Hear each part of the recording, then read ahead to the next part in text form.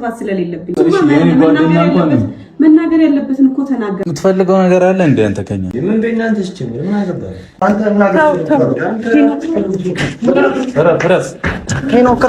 ሄኖክ ቆይ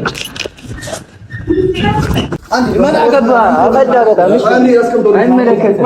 ምንድን ነው ፈልገው? በጣም አፈዳ አንተ ጉልበተኛ ይሰራል እንዴ? ና አውጣ ወደዚህ። እሺ ምን ነው ሄኒ ተረጋጋ። ያውራኝ እሱ። እሺ እዚህ ቤት አለመምጣታችን ያውራኝ እሱን ያውራኝ አለ እና ሰላም መጣ እኮ ነው። ምን አገባህ አንተ? ምን አገባህ? ፈዳው ምን አገባህ? አንተ ቤት እኮ አይደለም። ለምን አባህ እነሱ አይጠይቁኝም እንዴ? ምን አገባህ? ምን አገባህ? አዎ ምን አገባህ ነው? እዚህ ና እና አውራኝ። አንተ ለምን አውራኝ? ለምን ትደበቃለህ? ና እኔ ነው አውራኝ። ረፋ አንተ። እሺ እኔ ነው አውራኝ።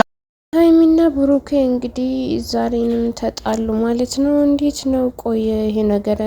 ሰላም ሰላም ውድ ተመልካቾቼ እንዴት ናችሁ? ደህና ናችሁ? ከሀገር ውስጥም ሀገር ውጭም ያላችሁት እንግዲህ ያው ሰብስክራይብ በማድረግ ቤተሰብ ይሁኑ።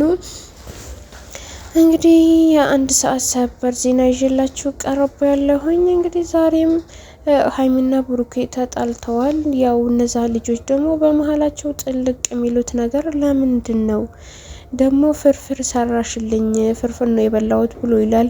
ያመጡትን 2 ኪሎ ሙዝ ይዩት። ምን 2 ኪሎ? 1 ኪሎ ግማሽ ኪሎ ነው መሰለኝ። ከዛ መልሶ ያኛውንም 1 ኪሎ ሙዝ ይዞ ይመጣል።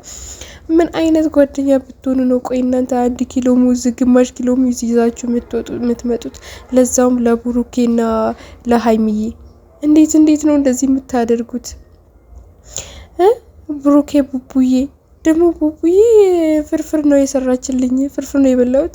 ምስኪን 1 ቀን እኮ ነው ፍርፍር የበላው አለችው። ኧረ ለምንድን ነው እንደዚህ የምታደርጉት እናንተ? ቤተሰብ ምን ሆናችሁ ነው? ያኛው ጨበሬው ልጅ ደግሞ ምን አባቱ ነው የሚሆነው? ቆይ እናንተ ከህይወታቸው ለምንድን ነው ማትወጡላችሁ? በሁለቱም ህይወት ለምን አትወጡም? እዛ ጋር ወንድምየው የተሰቃየው ይበቃታል። በቃ ይበቃል። እናንተ ከህይወቷ ውጡ እንዴ! ከህይወታቸው ውጡ። አብሮ ይኑሩበት። አብሮ መኖር ጀምረዋል አይደለ? ስለዚህ አብሮ ይኑሩበት። በቃ ተዋቸው፣ ሀላስ ተዋቸው በቃ። እንዴ ምንድነው ነገሩ? ወዴት እየሄዳችሁ ነው? ለምንድን ነው? ለጥላቻ ነው እንዴ የተነሳችሁት እናንተ? ቆይ ኧረ ተው፣ አቅል ግዙ፣ ተው እናንተ ሰገጤ ሲያስጠሉ። እናንተ በቃ ከህይወታቸው ውጡ። እዛ እንትና ሩታና አብርሃም እዛ ጋር ያሰቃያችሁ ይበቃችኋል። ወዲህ ወደ አታመላልሱ።